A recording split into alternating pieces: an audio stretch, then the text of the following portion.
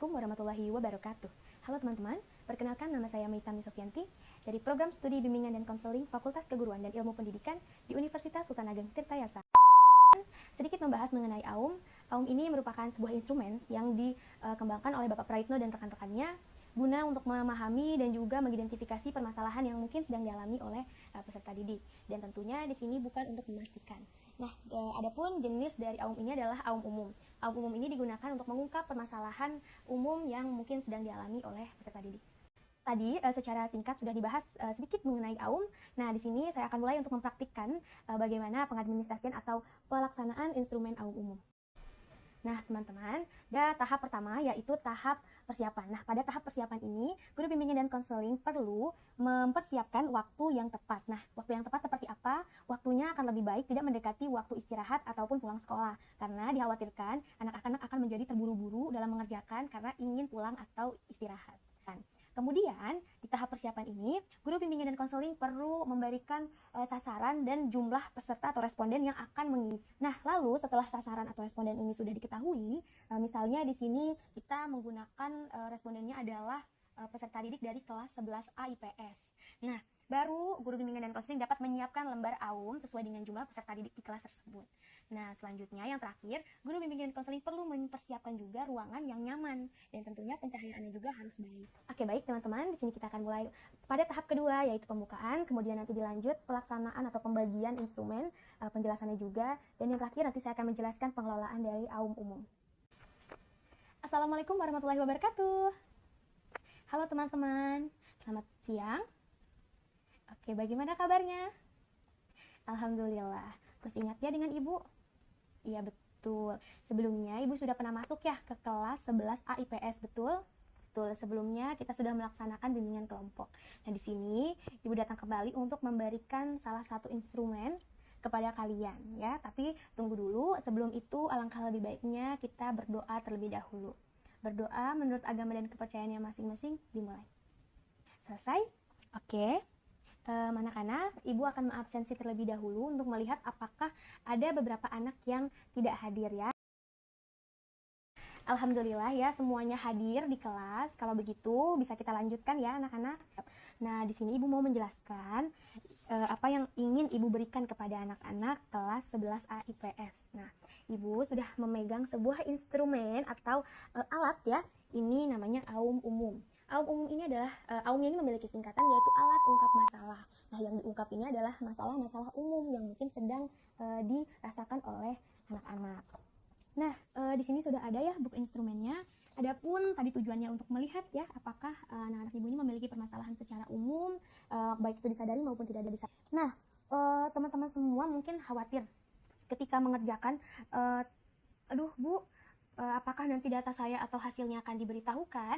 Nah, tenang saja, hasil dari AUM umum ini tidak akan diberitahu kepada siapa-siapa. Jadi yang tahu hanya Ibu dan juga diri kalian sendiri. Ibu akan menjaga kerahasiaan kalian, jadi nanti tidak perlu ragu dalam mengisinya. Bagaimana? Ada yang ingin ditanyakan sampai sini? Oke, baik. Kalau memang sudah tidak ada, sepertinya sudah siap. Nah, Ibu harap sekarang kalian boleh menyiapkan alat tulis. Oke, sudah disiapkan. Ibu ini sambil keliling untuk membagikan instrumen ya. Oke, anak-anak sudah menerima semua ya. Ini kita bisa lihat bersama-sama. Ini ada lembar pernyataan. Sudah pegang semua ya. Oke, baik. Kalau sudah diterima semua, apa masih ada yang belum menerima? Oke, kalau sudah, kita akan lanjut. Ibu menjelaskan mengenai bagaimana cara mengerjakannya. Nah, anak-anak, dalam pengerjaan ini, Ibu tidak akan mematok waktu atau tidak ada batas waktu. Tapi Ibu harapkan meskipun tidak ada batas waktu pengerjaan, anak-anak Ibu ini mengerjakannya itu tetap cepat dan juga sungguh-sungguh. Ingat, tidak boleh mencontek kanan atau kiri, jadi harus mengerjakannya sesuai dengan diri kalian atau keadaan kalian saat ini. Ya, jadi tidak boleh terburu-buru karena tadi ingat tidak ada waktu. Tapi jangan juga disengaja atau dilambat-lambatkan. Jadi harus tetap cepat usahakan.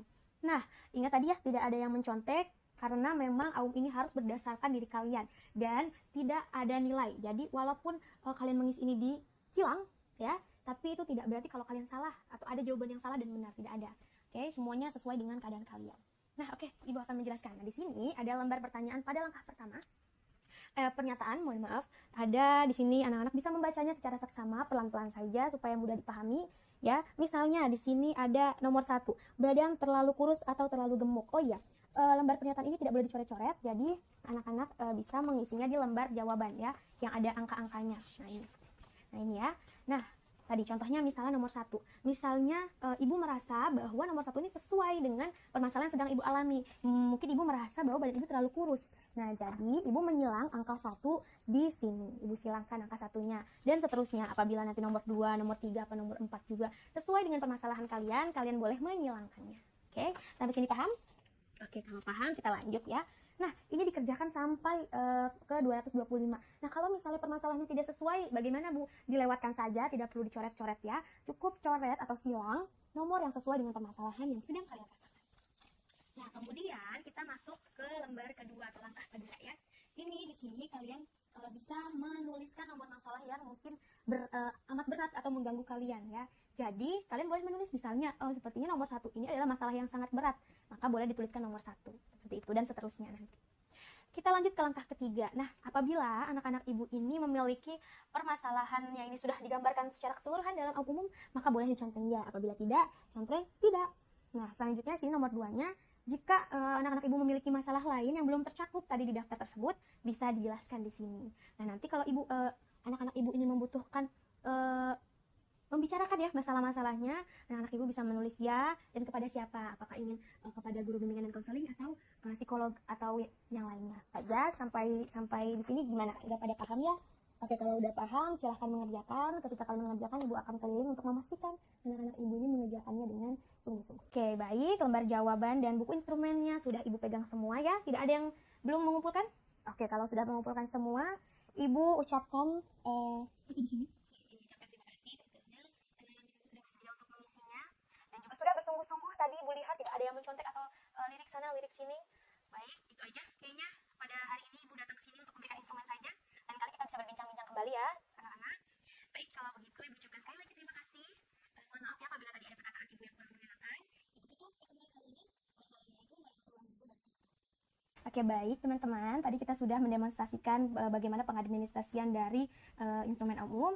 Nah, sekarang kita akan mencoba untuk mengelola sama tentunya mengklik ya, membuka aplikasi alat pengelola dari alat ungkap masalah umum ini ya. Dan ini aplikasinya harus disesuaikan dengan formatnya. Yang pertama, kita perlu mengklik entry data. Nah, di entry data ini teman-teman perlu mengisi terlebih dahulu ya nama guru pembimbing atau nama guru BK-nya. Nah, misalnya sini sudah diisi, dilanjut kepala sekolahnya siapa, nama sekolah, tanggal ketika kalian memasukkan datanya, kelasnya, kelas apa, kelas berapa, kemudian baru di sini sebagai contohnya NIS, baru namanya. Di sini saya menggunakan nama samaran ya. Ini ada L atau P, di sini adalah jenis kelaminnya, perempuan atau laki-laki. Untuk perempuan P, untuk laki-laki L. Selanjutnya di sini teman-teman baru boleh memasukkan data yang tadi sudah didapatkan. Misalnya si A mengisi, misalnya di sini ada AK ya, itu mengisi atau menyilang nomor 2. Maka kita perlu memberikan angka 1 di kolom nomor 2. Nah, itu seterusnya. Baru nanti kita ke langkah 2 apabila memang responden atau peserta didik yang mengisi bisa diisi, kalau tidak maka dikosongkan saja. Nah, kalau teman-teman sudah mengisi semuanya, kita lanjut. Oke, kita kembali ke menu ya. Di sini teman-teman bisa melihat laporan individualnya. Bisa klik di laporan individualnya, bisa memasukkan nomor urut siswa yang ingin dilihat masalahnya. Misalnya saya mengklik nomor 10, maka nanti yang muncul kita klik tampilkan masalah, nanti akan muncul permasalahan atau laporan individualnya. Nah, untuk absensi nomor 10 ini ternyata permasalahan yang paling dia pilih atau dia rasakan itu adalah di bagian bidang masalah KDP atau karir dan pekerjaan. Nah, kita kembali lagi ke menu. Di sini kita bisa melihat laporan dan tabel kelompok ini secara kelompok. Nah, rata-rata secara kelompoknya ini ternyata rata-rata memilih permasalahannya itu adalah di bidang masalah KDP atau karir dan pekerjaan. Berarti dari 10 orang responden yang mengisi rata-rata memiliki permasalahan yang sama, yaitu di bagian karir dan pekerjaan. Nah, setelah itu ini juga ada grafiknya. Nah, untuk kembali kita tutup perhatiin jauh cetak ya. Nah, kalau teman-teman ingin melihat lebih spesifik ya datanya gitu, misalnya di bagian agama, nilai dan moral atau ANM, teman-teman ingin melihat ya siapakah responden yang paling banyak atau paling tinggi grafiknya memilih bidang masalah ini. Nah, ini bisa terlihat ya di bagian bidang masalah. Nah, itu saja mungkin yang bisa dapat saya sampaikan mengenai pengelolaan alat ungkap masalah. Baik teman-teman, hanya itu yang bisa dapat saya sampaikan. Mohon maaf apabila ada kekurangan maupun kekeliruan. Semoga apa yang tadi saya sampaikan dapat bermanfaat untuk diri saya dan juga teman-teman. Saya akhiri. Wassalamualaikum warahmatullahi wabarakatuh. Sampai jumpa.